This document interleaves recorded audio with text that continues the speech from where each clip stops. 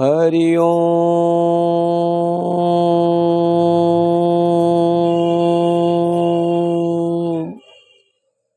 हरि ओम। हरि ओम। आज हम भक्ति मार्ग में भक्त के उपलब्धियों का वर्णन करता हूँ। जब कोई भक्त भक्ति करता है और उसे कुछ उपलब्धियाँ आने लगती हैं, इंद्रियाँ सूक्ष्म हो जाती हैं, ज्ञान आने लगता है। आत्मा तो ज्ञान स्वरूप है, किसी चीज़ को जानने में सक्षम हो जाती है। वह परमात्मा के सहारे भक्ति करते करते करते करते करते करते मार्ग में अपने चलने लगती है, भक्ति शुरू हो जाती है।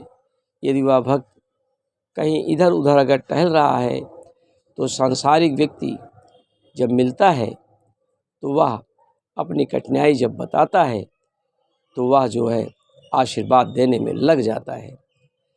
अब हम देखते हैं कि जो भक्ति मार्ग में आए हुए हैं, जो भगवान के भक्त हैं, उनके आशीर्वाद की सार्थकता की जांच करते हैं कि जो आशीर्वाद है वो कहाँ तक सत्य है, कितना सत्य है।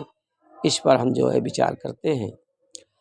आत्मज्ञान स्वरूप होने के नाते परमात्मा की भक्ति करने के फलस्वरूप उसे एक ऐसा ज्ञान आने लगता है कि जिससे वो किसी बात पर, किसी चीज़ को, किसी मैटर पर जब वो विचार करता है तो उसके मन के अंदर सार्थक बातें आने लगती हैं।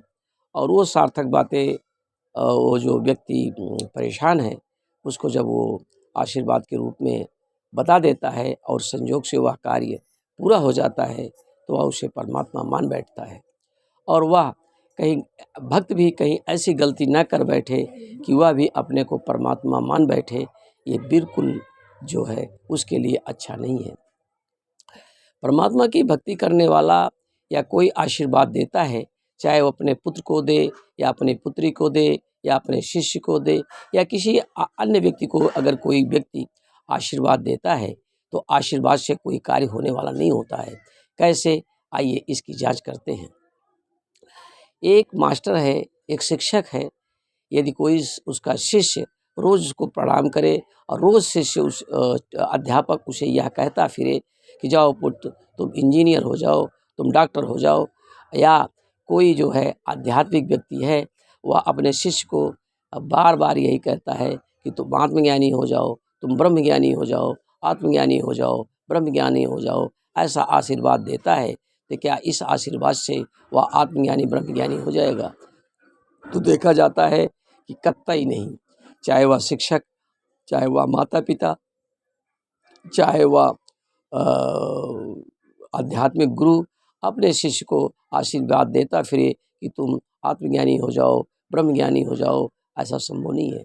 इसके लिए तो व्यक्ति को साधना करनी पड़ेगी। कैसी साधना? ऐसी साधना कि जिस साधना से करने के बाद उस लक्ष्य को प्राप्त किया जाता है।